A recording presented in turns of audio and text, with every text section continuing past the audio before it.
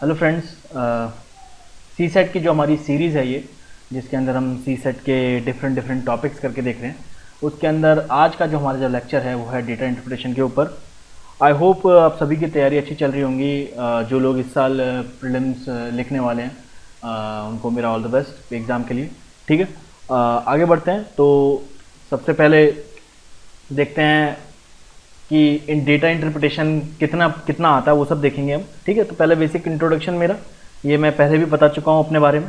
ठीक है, तो बीटेक आईटी इंडस्ट्री में काम किया और ये सब। ठीक है, तो इस पर टाइम नहीं करते, आगे बढ़ते हैं। चलिए ठीक है, तो डेटा इंटरप्रिटेशन इंट्रोडक्शन देखिए, हमने इससे पहले जब सी सेट की शुरुआत की थी तब हमने कुछ देखे थे कि पिछले साल में, बीते कुछ वर्षों में अलग अलग पोर्शन से किस प्रकार क्वेश्चन आए हैं। ठीक है ना, तो उसमें हमने देखा था कि कॉम्प्रीहेंशन एक बहुत बड़ा पार्ट बनता है, जिससे लगभग 30 क्वेश्चन के आसपास थे। उसके बाद हमने बात की थी कि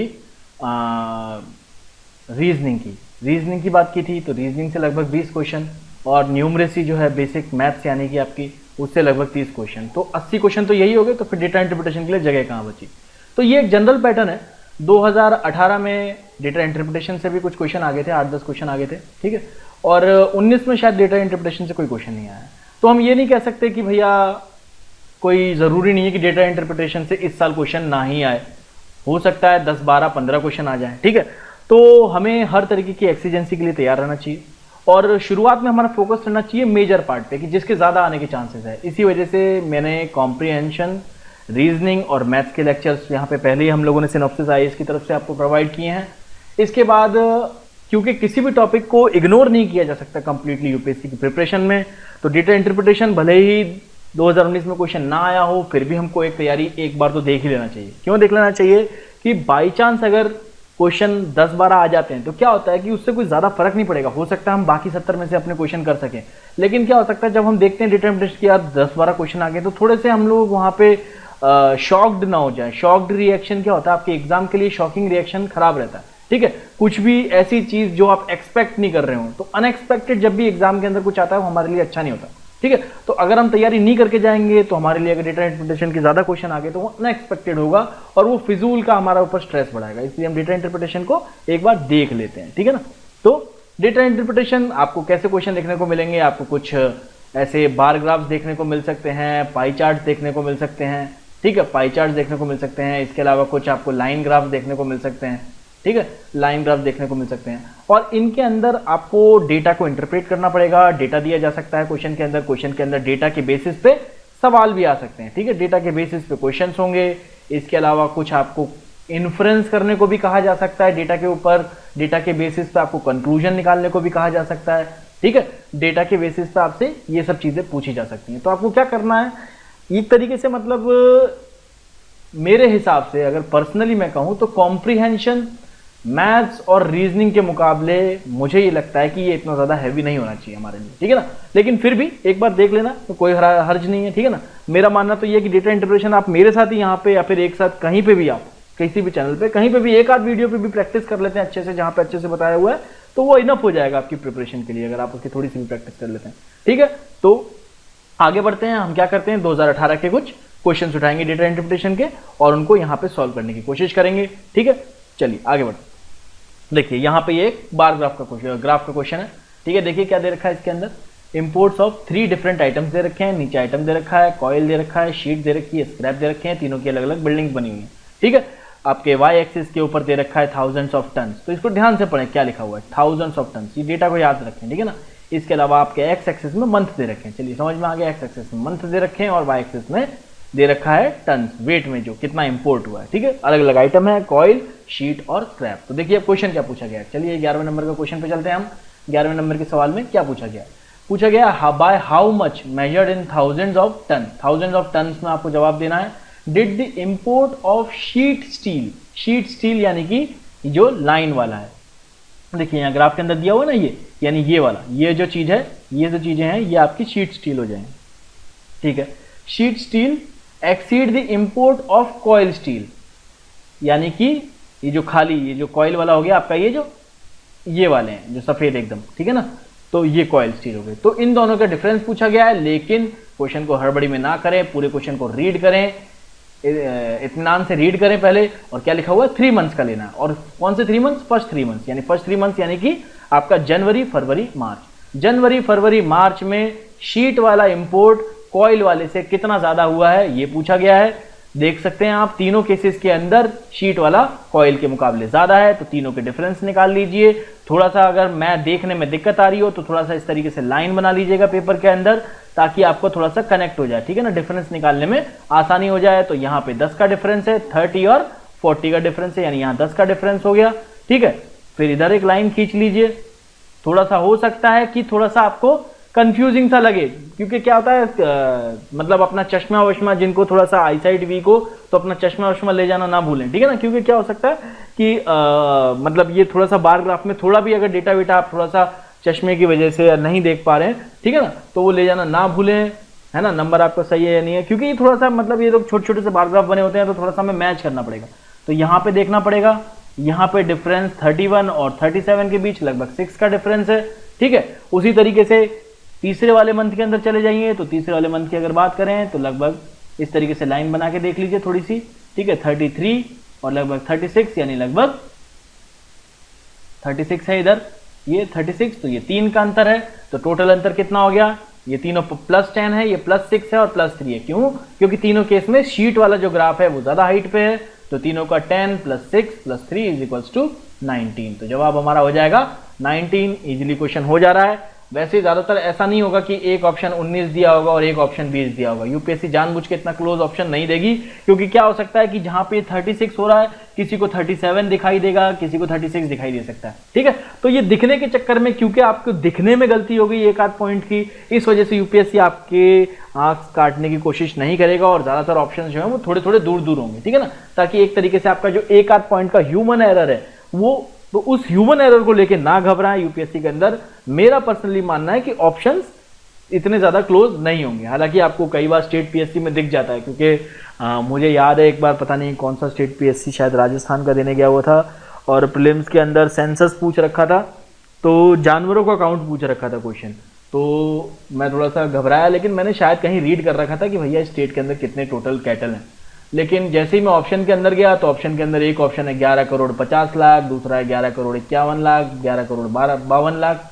तो मुझे समझ में आ गया कि भैया ये इस तरीके के क्वेश्चन नहीं किए जा सकते, ठीक है ना। तो वो वाली चीज है, आप इसके अंदर ना घबराएं, इतने क्लोज ऑप्शंस नहीं रहेंगे कि आपकी ह्यूमन मिस्टेक की वजह से जो आपके मतलब जो, क्योंकि बार ग्राफ है ना, थोड़ा सा गलती तो हो ही सकती है, तो उस चीज की स्ट्रेस ना लें। चलिए अगले क्वेश्चन के ऊपर चलते हैं। What was the approximate total value of sheet steel imported over the period of 6 months? यानी 6 महीने की बात पूछी गई। अगेन रीड कीजिए, 6 मंथ, ये नहीं है कि पहले 3 मंथ था तो इधर 3 मंथ से होगा, 6 मंथ का पूछा है। और approximate total value of sheet steel पूछी है, ठीक है।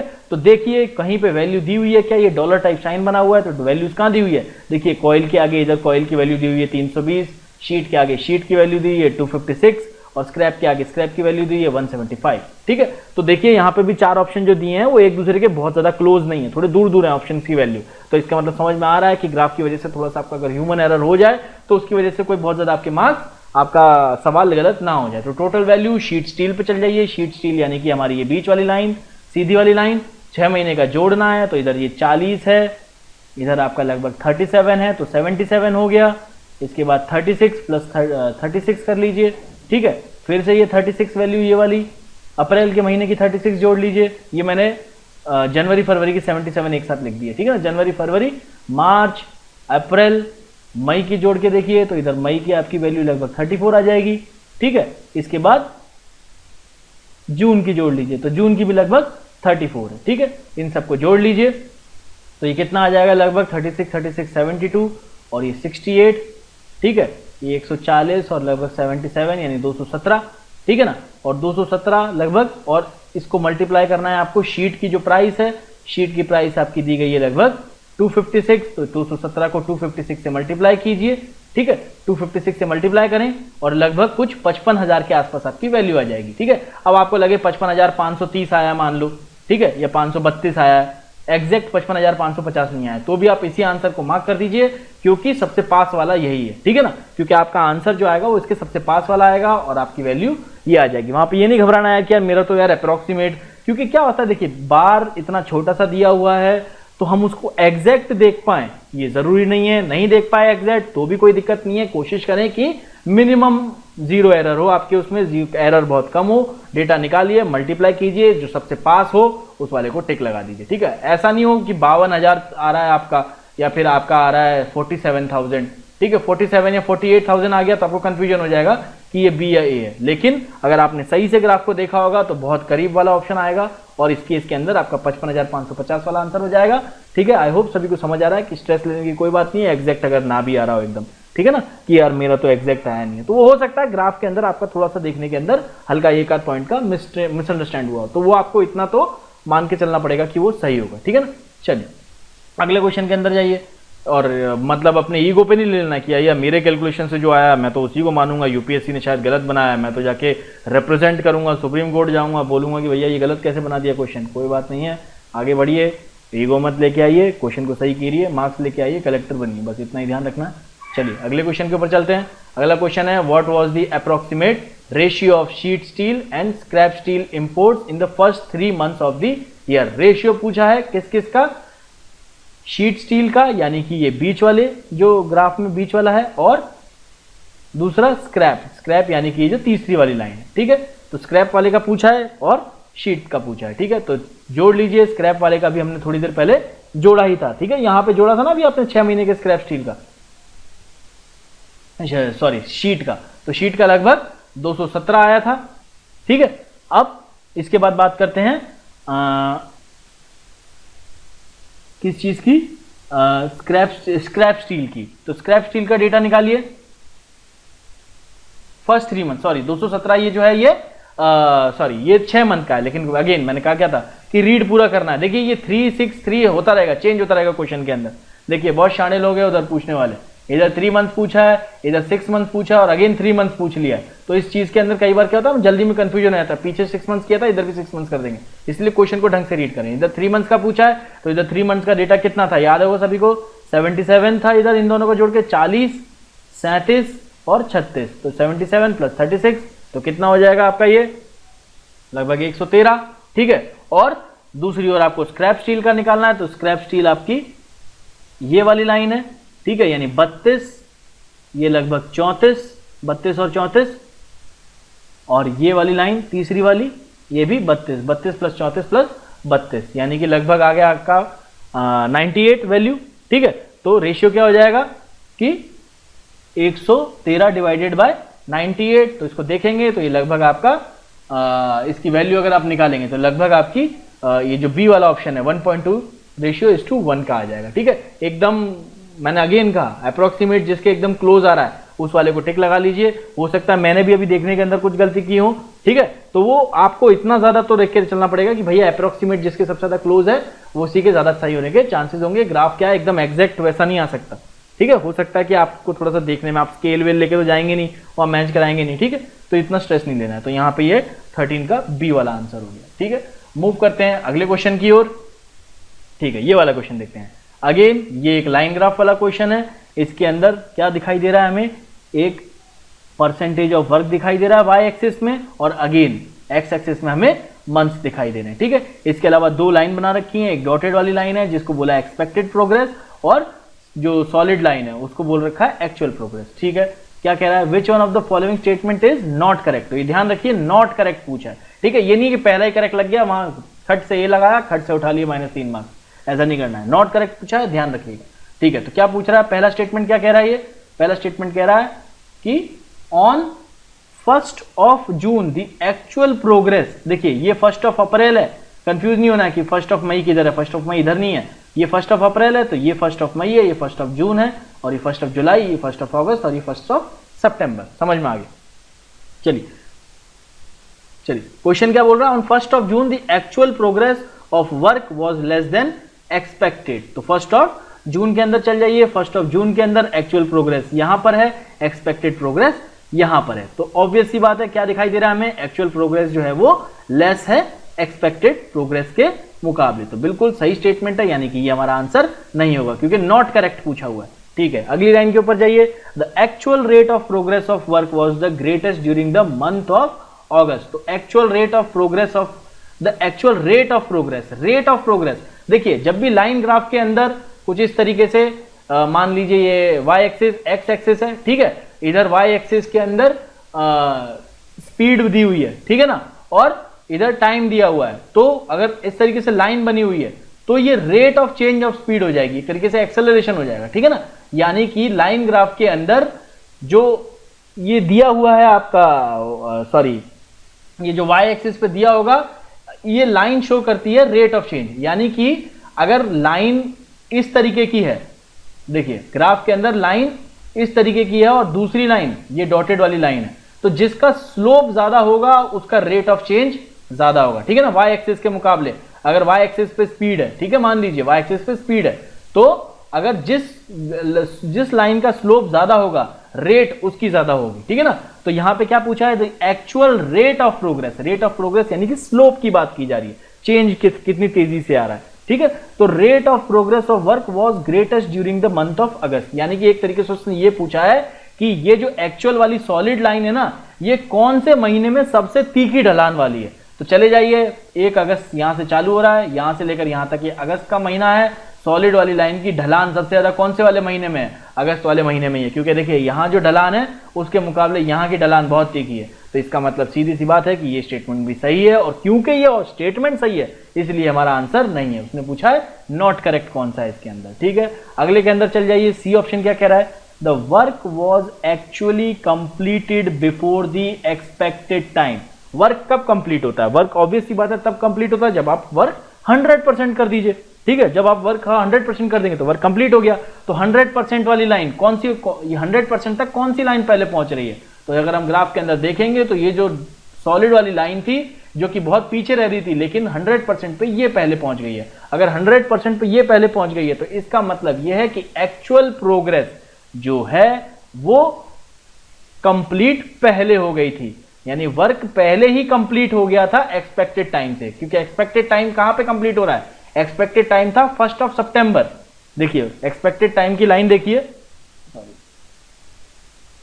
एक्सपेक्टेड टाइम की लाइन देखिए, एक्सपेक्टेड टाइम की लाइन यहां खत्म हो रही है, ठीक है, और एक्चुअल वाली यहां खत्म हो रही है, यानी कि एक्चुअल वाली लाइन पहले पहुंच गई है 100% पे, इसलिए the work was actually completed before the expected time. यानी कि पहला वाला तो गलत था ही, दूसरा भी गलत था, तीसरा वाला स्टेटमेंट सही है, इसलिए यह भी ऑप्शन गलत है। अब चलते हैं चौथे वाले के अंदर, तो ऑब्वियस सी बात है चौथा वाला सही होगा, लेकिन फिर भी हम देख लेते हैं। During the period from 1 April to 1 September, यानी कि 1 अप्रैल से लेकर 1 सितंबर के बीच, at no time was the actual progress more than expected progress.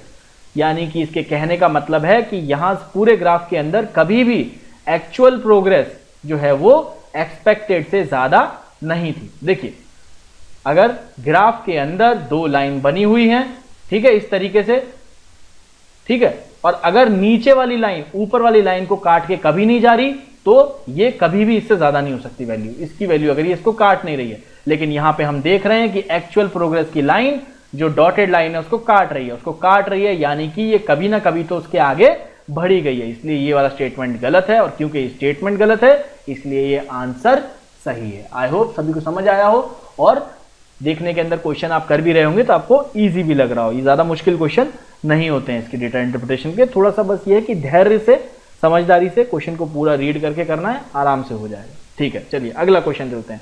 अगले क्वेश्चन के अंदर देखते हैं क्या दिया हुआ है। इंफॉर्मेशन के अंदर जाइए, ग्राफ दिया हुआ है, 2 क्वेश्चन है एक साथ इसके अंदर।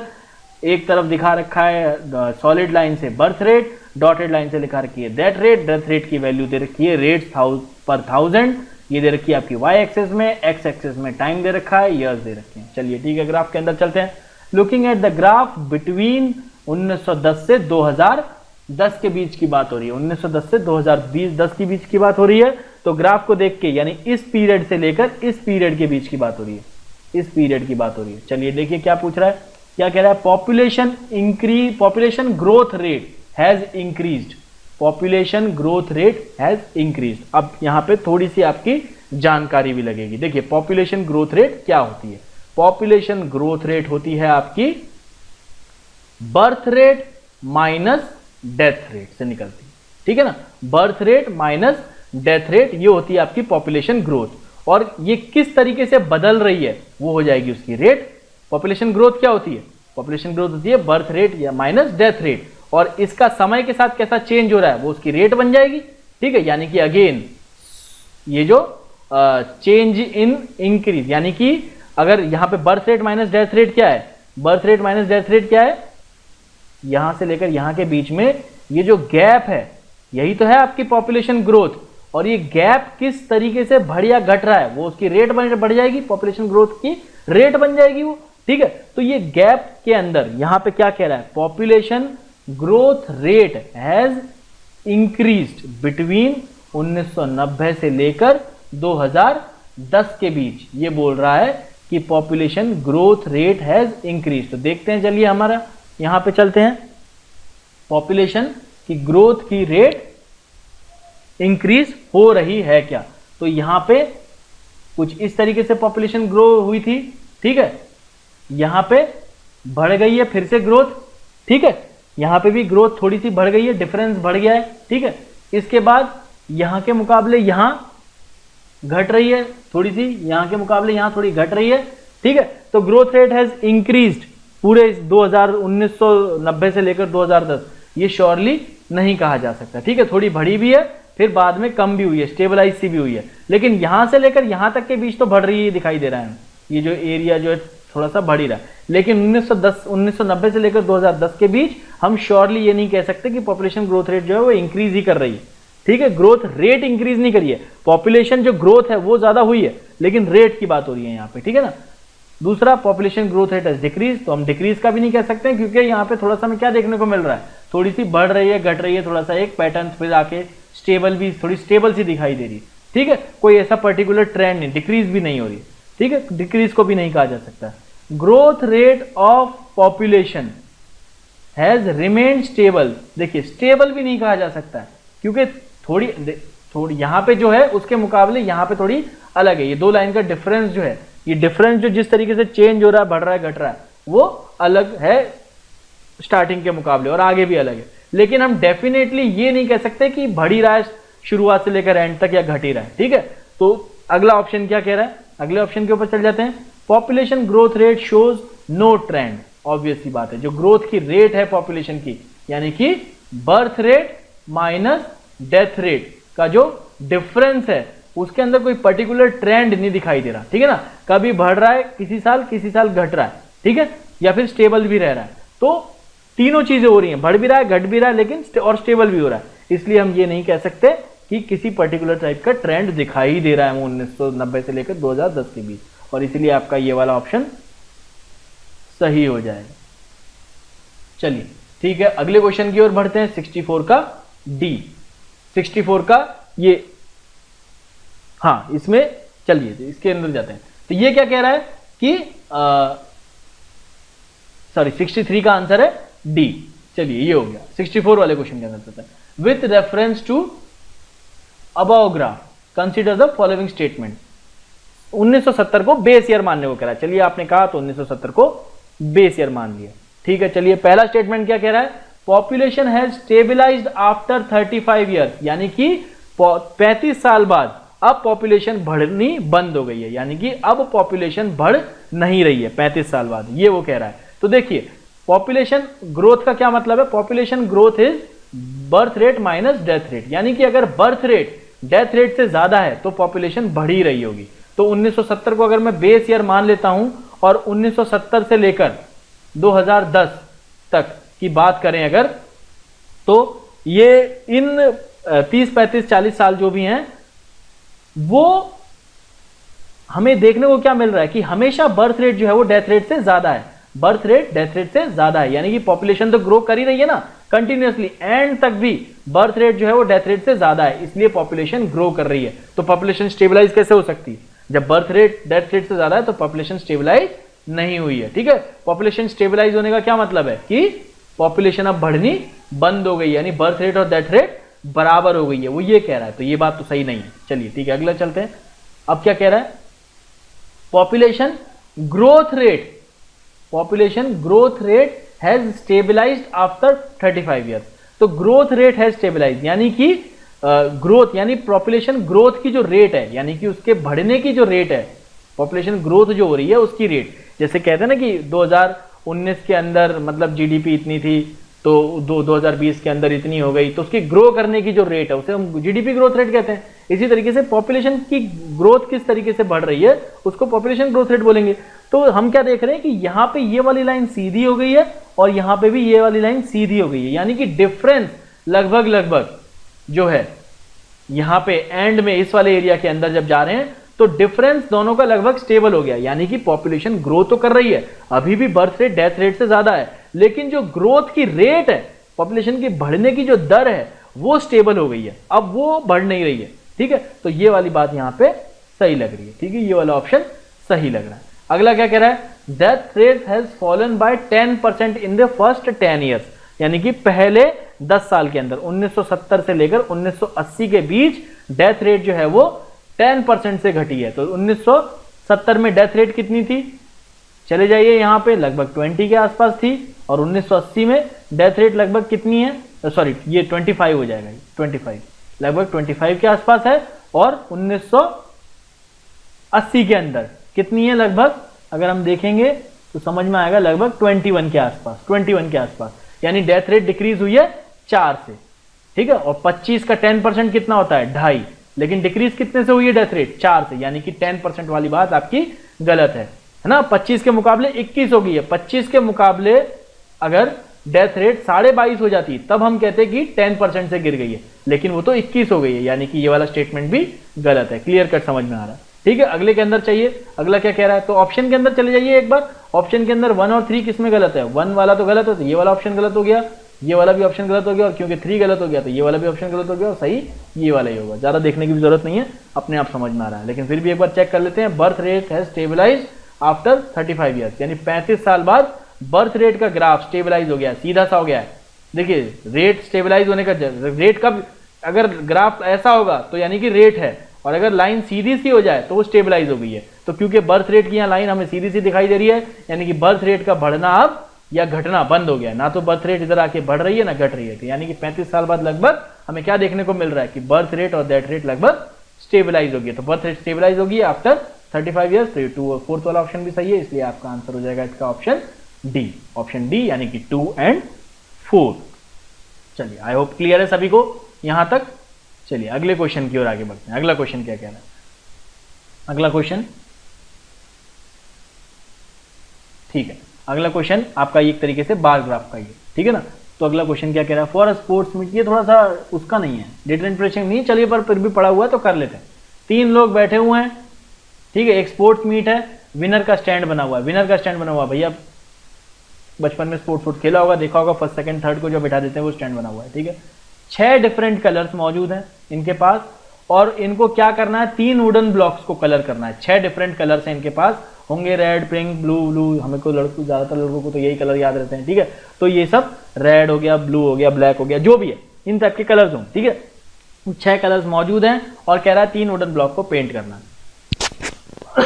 सॉरी, और 3 वुडन ब्लॉक को इस तरीके से पेंट करना है कि किन्हीं भी 2 ब्लॉक का कलर सेम नहीं होना चाहिए। तो कितने अलग अलग तरीके से पेंट किया जा सकता है। ठीक है, तो 3 अलग अलग ब्लॉक्स हैं, इन तीनों को पेंट करना है। ठीक है, 6 कलर्स मौजूद हैं, तो कितने तरीके से किया जाए कि एक भी कलर रिपीट ना हो। तो मान लीजिए मैंने इस वाले अभी इन दोनों को पेंट नहीं किया है, तो इन दोनों को अगर पेंट नहीं किया है तो इस वाले को 6 तरीके से पेंट किया जा सकता है, क्योंकि 6 पेंट मौजूद है। ठीक है, तो दूसरे वाले की बात करें, अब क्योंकि इस पे तो कोई एक पेंट कर ही दिया होगा कोई सा वाला, तो दूसरे वाले के लिए केवल 5 ऑप्शन बचेंगे भाई, क्योंकि एक पेंट इस पे तो कर ही दिया है और 2 पेंट एक जैसे नहीं हो सकते। ठीक है, और क्योंकि इन 2 पे एक एक पेंट कर दिया है, तो तीसरे वाले के लिए 6 में से केवल 4 ही ऑप्शन बचेंगे। ठीक है, तो आपका आंसर हो जाएगा 6 × 5 × 4, यानी कि 120। आई होप सभी को समझ आया हो, क्योंकि 2 ब्लॉक्स के कलर सेम नहीं हो सकते, यही तो वो कह रहा है, और 6 कलर मौजूद हैं, तो आप कितने तरीके से इनको कलर कर सकते हैं। तो पहले ब्लॉक को अभी किसी को कलर किया नहीं है, तो पहले ब्लॉक को तो हम 6 तरीके से कर सकते हैं, कोई सा भी 6 में से एक कलर ले लेंगे। लेकिन जैसे ही दूसरे ब्लॉक के अंदर जाएंगे तो हमें क्या देखना पड़ेगा कि एक कलर जो यूज हो गया है, अब उसको दोबारा यूज नहीं कर सकते। तो दूसरे ब्लॉक के लिए कितने ऑप्शन बचे, 5 ऑप्शन बचे।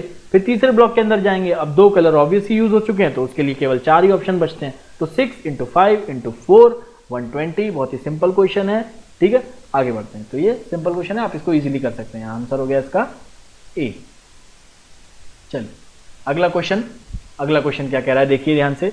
Average hourly earnings per year दी हुई है, पर ईयर दी हुई है किसके लिए, ए और बी फिगर दिए हुए हैं दो, और एवरेज आवरली अर्निंग दे रखी है। ठीक है, चलिए आवरली अर्निंग आपने हमें प्रोवाइड कर दी। अब क्वेश्चन क्या है वो भी बता दीजिए। इट इज ऑब्जर्व्ड दैट, क्या ऑब्जर्व किया जा सकता है इस ग्राफ से, ये पूछा गया है। ठीक है, आपका ऑब्जर्वेंस पूछा गया है, तो ऑब्जर्वेंस बताएंगे। पहला क्या कह रहा है, values of E are different. Value of E आपका वाई एक्सिस के अंदर दे रखा है, एक्स और एक्स एक्सिस में आपका ईयर्स दे रखा है। ठीक है, एक्स एक्सिस में आपका ईयर्स दे रखा है। तो value of E's are different, तो यहां देखिए 2013 में 20, 2014 में 25, फिर 30, फिर 35, फिर 40, 2013 से 17 के बीच। इस वाले ग्राफ के अंदर चाहिए ये 2000। घबराना नहीं है कि मतलब यार सेम कैसे हो सकती है, दोनों ग्राफ तो अलग अलग है भैया, उसमें बेस स्टार्टिंग अलग से जगह से मान लिया और कुछ नहीं है। ठीक है ना, उसमें स्टार्टिंग 20 से कर रखी है। तो इधर भी 2013 में 20, इधर 25, इधर 30, फिर 35 और 40, यानी कि बिल्कुल सेम वैल्यू है हर साल की अगर बात की जाए तो पहली वाली बात बिल्कुल सही है। Values of E are different, ये वाली बात गलत है, सॉरी ये वाली बात गलत है। वैल्यू ऑफ ई जो है वो सेम है दोनों ग्राफ के अंदर। ठीक है, इसके बाद बात करते हैं रेंज की। तो रेंज क्या कह रहा है, the difference between the maximum minimum of E are different. यहाँ पे ई की मैक्सिमम वैल्यू कितनी है 40, यहाँ पे है 20, तो डिफरेंस हो गया 20 का। यहाँ पे ई की वैल्यू है 40, इधर है इधर रेंज कितनी हो जाएगी, मैक्सिमम वैल्यू 40, मिनिमम वैल्यू 20, तो अगेन डिफरेंस कितना हो जाएगा 20। तो ये कह रहा है रेंजेस आर डिफरेंट, लेकिन हमने क्या देखा, दोनों में रेंजेस सेम आ रहे मैक्सिमम और मिनिमम के, तो ये आंसर भी आपका गलत आ जाएगा। चलिए ठीक है, ये भी गलत हो गया। तीसरा ऑप्शन क्या कह रहे हैं, slope of the graphs are same. Slope क्या होता है, स्लोप यही ढलान, फिसल पट्टी जो बनी हुई है ये। ठीक है, अब ये दोनों, इस फिसल पट्टी का स्लोप देखिए आप और इस फिसल पट्टी का स्लोप देखिए। 5 साल के अंतराल में 4 साल के अंतराल में, यानी 2013 से 2017 के बीच ये 20 से 40 बढ़ा है, और ये भी यूनिफॉर्मली 4 साल के अंदर 20 से 40 बढ़ा है, यानी दोनों का स्लोप सेम है। दोनों का स्लोप क्या दिखाई दे रहा है भाई, स्लोप जो है वो सेम है। अगर नहीं भी समझ आए तो एंगल यहां पे निकाल लीजिएगा। ये जो एंगल है, ये दोनों केसेस के अंदर एंगल जो है यहां से एंगल लिया जाएगा। ठीक है ना, यहां से यहां पे माना जाएगा और उसका एंगल को लिया जाएगा स्लोप निकालने के लिए। तो दोनों केस के अंदर हम क्या देखने को मिलेगा, हमें दोनों केसेस के अंदर ये दिखाई दे रहा है कि ये जो एंगल है आपका, इसके अंदर कोई बदलाव नहीं आया है, इसलिए slope of the graphs are same. तो इसलिए आपका आंसर हो जाएगा सी वाला। रेट ऑफ, एक बार डी वाले को भी चेक कर लेते हैं। Rates of increase of E are different, यानी ई के बढ़ने की रेट डिफरेंट है। रेट क्या होता है, मैंने पहले ही कहा था कि स्लोप कोई रेट होगा, जैसे लाइन में ग्राफ बनी हो तो पूछा हो तो रेट क्या होती है, स्लोप ही होती है। और अभी हमने पिछले आंसर के अंदर क्या बोला, स्लोप सेम है, तो स्लोप सेम है। और चौथा ऑप्शन कह रहा है स्लोप अलग अलग है, तो यानी कि ये भी गलत है। तो आपका आंसर इस केस के अंदर हो जाएगा सी। अगेन मेरे कहने का मतलब यह 1-2 बार प्रैक्टिस कर लेंगे ना इस तरीके के क्वेश्चन की, तो वहां पे आपको पता चल जाएगा किस तरीके का पैटर्न होता है। फिर इसी तरीके के क्वेश्चन हो सकता है रिपीट हो जाए, बहुत ही आसानी से सॉल्व किए जा सकते हैं। ठीक है, चलिए आगे बढ़ते हैं अगले क्वेश्चन। अगला क्वेश्चन क्या कह रहा है, अगला क्वेश्चन ठीक है, ये क्या कह रहा है, consider the following figures A and B. चलिए फिगर कंसिडर कर लेते हैं, आपने कह दिया तो ठीक है। फिगर ए बना हुआ है, ठीक है। फिगर ए में वाई एक्सिस के अंदर दे रखा है आपका नंबर ऑफ पीसेस, और एक्स एक्सिस के अंदर नंबर ऑफ पीसेस मैन्युफैक्चर्ड, और कॉस्ट ऑफ प्रोडक्शन दे रखी है आपकी वाई एक्सिस में। तो एक्स और वाई एक्सिस दे रखा है इसके अंदर, ठीक है। और दूसरा एक और दे रखा है, ये कॉस्ट ऑफ प्रोडक्शन दे रखा है, cost of production, cost price, और यहाँ पे दे रखी है सेलिंग प्राइस नीचे वाले ग्राफ के अंदर, और नीचे वाले के अंदर सोल्ड दे रखे हैं, यहाँ बने कितने हैं और यहाँ बेचे कितने हैं। चलिए समझ में आ गई आपकी बात। आप पूछ क्या रहे हैं ये भी बता दीजिए, पूछ क्या रहे हैं। तो पूछ रहा है द मैन्युफैक्चरिंग कॉस्ट, ठीक है, projected and projected sales for product are shown in A and B, ठीक है। What is the minimum number of pieces that should be manufactured to avoid a loss, यानी कि कम से कम कितने पीस बनाए जाएं, यानी कि ये जो है मतलब कहने का मतलब है कि एक्स एक्सिस पे ऐसी कौन सी वैल्यू ली जाए, यानी कितने पीस मैन्युफैक्चर किए जाएं कि ना ही प्रॉफिट हो ना ही किसी प्रकार का लॉस हो, ठीक है। यानी एक तरीके से यही है ना, minimum to avoid a loss. Loss कैसे अवॉइड कर सकते हैं मिनिमम पीस लाके, यानी कि जीरो प्रॉफिट लिया एक तरीके से, ठीक है ना। जीरो प्रॉफिट जीरो वो लॉस वाली वैल्यू पता लगा लीजिए। तो यहाँ पे जाइए, हम 1000 अगर पीस बनाते हैं, 1000 पीस के अंदर आपकी कितनी कॉस्ट लग जाएगी, कॉस्ट ऑफ प्रोडक्शन आ रही है 6 लाख, यहाँ पे दी हुई है ना, यहाँ पे इधर चल जाइए, कॉस्ट ऑफ प्रोडक्शन इधर से इधर चले जाइए, मैच कराइए, तो आपको पता लग जाएगा कि 6 लाख है, 6 लाख है कॉस्ट ऑफ प्रोडक्शन, यानी कि ये कॉस्ट प्राइस होगी। तो सेलिंग प्राइस कितनी है सेलिंग प्राइस के अंदर जाते हैं, ठीक है, तो 1000 के अंदर जाएंगे तो इधर दिख रही है हमें पर पीस की कॉस्ट है 400 और सेलिंग प्राइस और टोटल 1000 पीस है, तो टोटल कितने पैसे मिलेंगे 400 इंटू 1000, यानी कि टोटल वैल्यू कितनी आ गई 4 लाख। तो इस केस के अंदर मिले 4 लाख, खर्च हुए 6 लाख, तो लॉस हो गया भैया। तो यानी 1000 तो आंसर नहीं हो सकता। दूसरे वाले के अंदर चलते, थोड़ा आगे देख लेते हैं। इस केस के अंदर यहाँ 2000 पे चल के 2000 केस के अंदर 2000 केस ऊपर वाले के अंदर देख लेते हैं। 2000 के अंदर कितनी कॉस्ट प्राइस हुई है, 2000 के अंदर कॉस्ट प्राइस आ रही है हमारी 7 लाख, यानी 7 लाख रुपए खर्च हो गए अगर 2000 ही बना रहे हैं तो, ठीक है, क्योंकि लाइन कंटिन्यूअसली इंक्रीज कर रही है तो हम भी अपनी वैल्यू को धीरे धीरे इंक्रीज कर रहे हैं। तो 7 लाख कॉस्ट हो गई और इधर भी कंटिन्यूअसली डिक्रीज ही है सेलिंग प्राइस के अंदर। तो यानी कि आगे बढ़ने पे ही ऐसा होगा कि क्या होगा, आगे बढ़ने पे हमें ये देखने को मिलेगा कि हम अपने लॉस को कम कर पाएंगे, क्योंकि आगे बढ़ रहे हैं तो जैसे ज्यादा सामान बना रहे हैं तो कॉस्ट ऑफ प्रोडक्शन उतना नहीं बढ़ रहा है, लेकिन सेलिंग प्राइस गिर रही है। तो 2000 के अंदर 7 लाख रुपए लग गए, यहां पे दिखाई दे रहा है 7 लाख रुपए खर्च हो गए और मिलेंगे कितने 350 रुपए सेलिंग प्राइस है और 2000 प्रोडक्ट बनाए हैं, तो मिलेंगे कितने 350 इंटू 2000, यानी कि 7 लाख। तो 7 लाख रुपए लग गए और 7 लाख रुपए मिल गए, यानी कि 0 प्रॉफिट और 0 लॉस। तो यही हमारा आंसर हो जाएगा एक तरीके से कि यानी कि कम से कम आपको 2000 आइटम तो बनाने ही पड़ेंगे ताकि आप किसी भी प्रकार के लॉस को अवॉइड कर सके। सॉरी एक सेकेंड, क्या है इसके अंदर, जाते हैं हम जरा। यस, ठीक है, चलिए। तो ये आपके 2000 प्रोडक्ट अगर हो जाएंगे, minimum number of pieces that should be manufacture to avoid a loss, ठीक है। तो 2000 अगर आप बना रहे हैं तो 2000 के केस में कितना आ गया यहाँ पे 7 लाख हो गया और ऊपर भी 2000 के केस में आपको 7 लाख बनाने पड़ेंगे, ठीक है। चलिए समझ में आ गया। एक बार और देख लीजिएगा थोड़ा सा अगर आपको लग रहा हो कि जल्दी में डेटा को, ठीक है ना। इसके बाद a lift has a capacity of 18 adult, 18 adult हैं लिफ्ट के अंदर, जिसमें 30 बच्चे हैं। 18 एडल्ट जा सकते हैं या फिर 30 बच्चे जा सकते हैं, ठीक है ना। 18 एडल्ट जा सकते हैं या फिर 30 बच्चे जा सकते हैं। तो ये क्या कह रहा है कि यानी कि एक तरीके से क्या है कि एक एडल्ट के मुकाबले अगर बच्चे की बात की जाए तो लगभग 5/3 बच्चे जा सकते हैं। एक एडल्ट की जगह पे 1 एडल्ट की जगह पे 5/3 चिल्ड्रन जा सकते हैं, ठीक है, लिफ्ट के अंदर। How many children can board the lift with 12 adult, यानी 12 एडल्ट हैं तो कितने चिल्ड्रन जा सकते हैं। तो 12 एडल्ट तो चली गई, यानी कि 6 एडल्ट की जगह बची, ठीक है। तो 6 एडल्ट की जगह पे वो पूछ रहा है कि कितने, 12 तो लिफ्ट में चली गए हैं तो यानी 6 एडल्ट ही और जा सकते हैं। लेकिन अब वो क्या कह रहा है कि 6 एडल्ट नहीं जा रहे हैं, वो कह रहा है इनके बदले में कितने चिल्ड्रन जा सकते हैं। तो एक चिल्ड्रन की जगह 5/3, एक एडल्ट की जगह 5/3 बच्चे जा सकते थे, तो 6 एडल्ट की जगह पे कितने बच्चे जा सकते हैं 5/3 इंटू 6, ये आ गया आपका 10। तो 10 चिल्ड्रन और जा पाएंगे, आपका आंसर हो जाएगा बी, ठीक है। आई होप सभी को समझ आ रहा हो क्या करने या हम क्या कह रहे हैं, ठीक है, क्लियर हो सभी के लिए। चलिए ठीक है, तो ये कुछ क्वेश्चन हमारे हो गए आज के डेटा इंटरप्रिटेशन के। एक और छोटा सा लेक्चर लेके आ जाएंगे हम, जिसके अंदर कुछ और डेटा इंटरप्रिटेशन के क्वेश्चन करने की कोशिश करेंगे, ठीक है।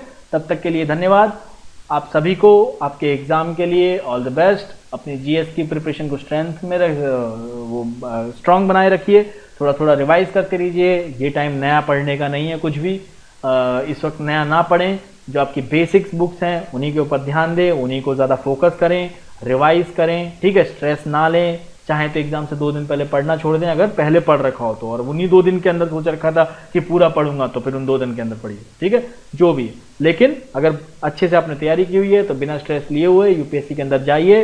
हाथ पैर फूलने नहीं चाहिए, किसी भी प्रकार की घबराहट नहीं होनी चाहिए।